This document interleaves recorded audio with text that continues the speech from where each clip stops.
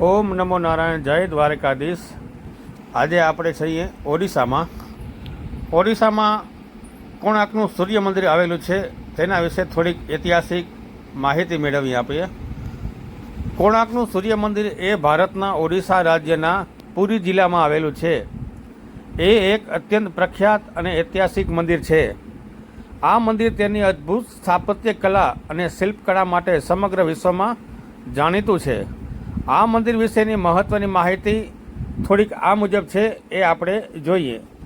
આ મંદિરના ઇતિહાસ અને નિર્માણની જો વાત કરીએ તો આ મંદિરનું નિર્માણ 13મી સદીમાં આશરે ઈસવીસન 1250ની પૂર્વ ગંગા રાજવંશના રાજા પ્રથમ નરસિંહદેવ દ્વારા કરવામાં આવ્યું હતું। અને આ કોણાર્ક મંદિર નામનો અર્થ એવો થાય, કોણાર્ક શબ્દ એ બે શબ્દનો કોણ એટલે કે ખૂણો અને અર્ક એટલે સૂર્ય। કોણ એટલે ખૂણો અને અર્ક એટલે સૂર્ય।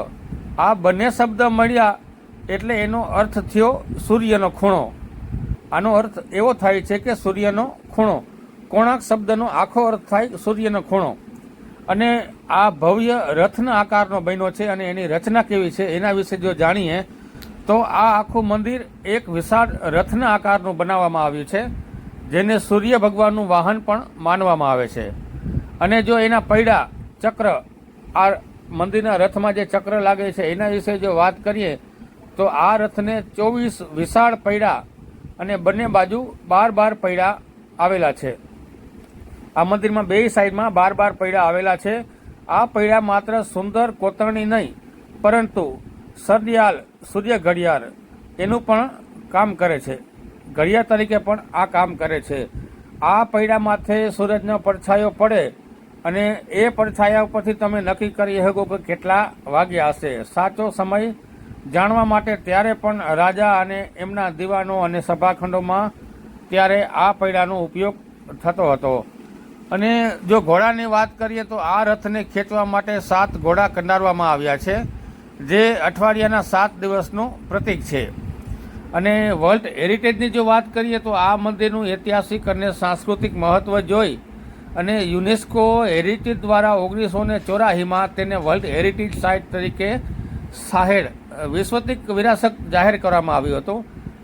અને આની ઐતિહાસિક ધરોહર ત્યાર પછી સરકારે એની સાર સંભાળ લેવાનું ચાલુ કર્યું અને અત્યારે હાલત એવી છે કે આ ધરોહર છે એ થોડીક વધારે ડેમેજ થઈ ગઈ, એટલે ચારે બાજુથી એને સરખી એકદમ વ્યવસ્થિત કરવામાં આવી છે અને ચારે બાજુ એને પિલોલ ખંભા અને એવો ટેકો મારવામાં આવ્યો છે। અને બ્લેક પેગોડા જો કહીએ તો આ મંદિરને બ્લેક પેગોડા પણ તરીકે ઓળખાય છે। આ જૂના જમાનામાં સમુદ્ર માર્ગે મુસાફરી કરતા યુરોપિયન નાગરિકો, અહીંયા પાછળ આપણે હિન્દ મહાસાગર આવેલો છે, આ હિન્દ મહાસાગરમાં જે નાવિકો મુસાફરી કરતા હતા એ મુસાફરીઓને આ મંદિરના કાળા રંગ અને ભવ્યતાને કારણે દરિયાઈ માર્ગ શોધવા માટે તેનો ઉપયોગ પણ કરતા હતા। દૂરથી આ મંદિર એકદમ બ્લેક દેખાતું હતું, એટલે એને બ્લેક પગોડા તરીકે પણ ઓળખવામાં આવતા હતા। અને જો આમાં શિલ્પકળાની વાત કરીએ તો શિલ્પકળા અને અન્ય વિશેષતાઓ એવી છે કે મંદિરના દિવાલો પર દેવી દેવતાઓ, નર્તકીઓ, શિકારના દ્રશ્યો, હાથી, ઘોડા અને અનેક પૌરાણિક કથાઓ ખૂબ જ બારીક અને સુંદર કોતરકામ કરવામાં આવ્યું છે।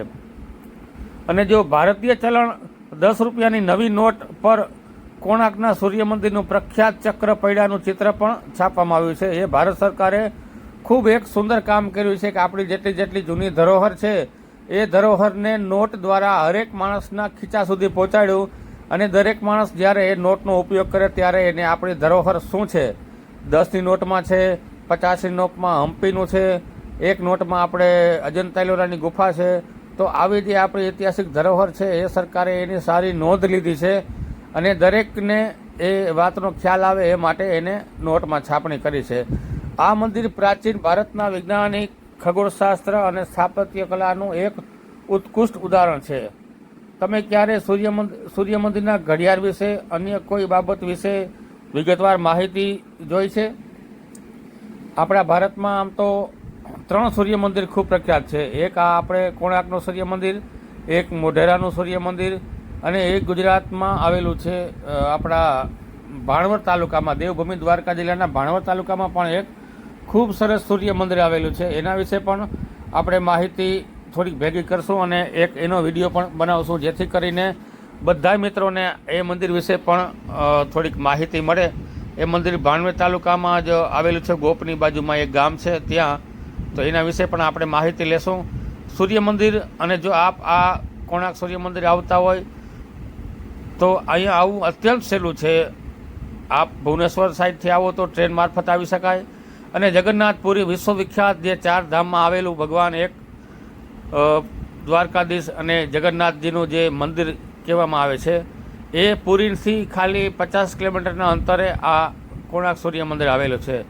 તો ખૂબ સરસ અહીંયા જોવા, અને રોજના હજારો માણસો આ મંદિરની મુલાકાત લે છે. ઘણીવાર તો આપણને ખબર પણ ન હતી કે આપણી આવી ઐતિહાસિક ધરોહર છે. આ તો થોડી જેમ પછી સરકારે થોડીક જાહેરાત કરી અને ટુરિઝમ મારફત દ્વારા અહીંયા જેમ આ નોટમાં છાપણી કરી અને વિશ્વ સ્તરે એનો પ્રચાર કર્યો, ત્યારે બધા ભારતવાસીઓને ખબર પડી કે આપણી આવી ધરોહર છે. તો આપ ચોક્કસથી આ વિડીયોના મારફતથી આ મંદિરના દર્શન કરો. અને કારણ કે સમયની હારે આ ઘણું બધું જર્જરિત થઈ ગયું છે, ખંડિત થઈ ગયું છે. અને જે તે સમયે ઘણા બધા ચળવળકારીઓએ જે આપણા રાજ્ય પર હુમલો કર્યો છે, એની આપણી ભારતીય ધરોહર અને હિન્દુ સનાતન ધર્મના જેટલા મંદિરો છે એને ખાસી નુકસાની કરી છે. એ અહીંયા દેખાય છે. આપણી આવી ઐતિહાસિક ધરોહર ઘણી બધી જે હતી તેને ડેમેજ કરી અને તોડી પાડવામાં આવી છે. નકર આપ જોવ તો આ મંદિરની રચના કેવી હશે. એના સપ્ત ઘોડા એમાં 12 બાજુમાં પડ્યા. જે તે ખગોળશાસ્ત્રીઓએ અને શિલ્પકારોએ હાડે મળી અને કેટલી બધી ટેકનોલોજીનો એ જમાનામાં ઉપયોગ કરી અને આ મંદિર બનાવ્યું હશે.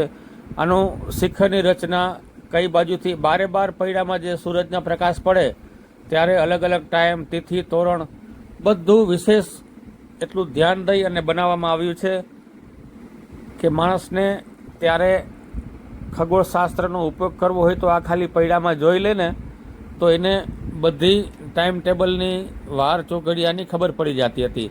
એટલા ખગોળશાસ્ત્રીઓ અને શિલ્પકારોનું સચોટ અહીંયા કામ દર્શાવવામાં આવ્યું છે. તો આ વિડીયો આપણને કેવો લાગ્યો ચોક્કસથી કહેજો. અને આવા અવનવા વિડીયો જોવા માટે ભારત યાત્રા ભોગાત મારી ચેનલ છે એને થોડુંક સપોર્ટ કરજો, જેથી કરીને સનાતન ધર્મના જે જેટલા આપણા 4 ધામના વિડીયો છે બધા વિડીયોમાં હું અપલોડ કરું છું અને બધાને આ દર્શનનો લાભ મળે. આગલા વિડીયોમાં હું જગન્નાથપુરી વિશે એમાં પણ ઘણી બધી માહિતી છે એ પણ આવી છે. અને આવું ને આવું સૂર્ય મંદિર મોઢેરા જે આપણા ગુજરાતમાં આવેલું છે એના વિશે પણ આપણે ઘણી બધી ચર્ચા કરશું. એ મંદિર પર ખાસું જોવા જેવું છે. તો હાલો મળીએ નેક્સ્ટ વિડીયોમાં. અમારી ચેનલને લાઇક કરજો અને સબસ્ક્રાઈબ કરવાનું ભૂલતા નહીં. અને હા, જય સૂર્યનારાયણ. અને બધાને વિનંતી છે કે થોડો ઘણો તમારો સપોર્ટ કરતા રહેજો અને મેસેજમાં ચોક્કસથી આપનો અભિપ્રાય આપજો. જય માતાજી, જય દ્વારકાધીશ, નમો નારાયણ.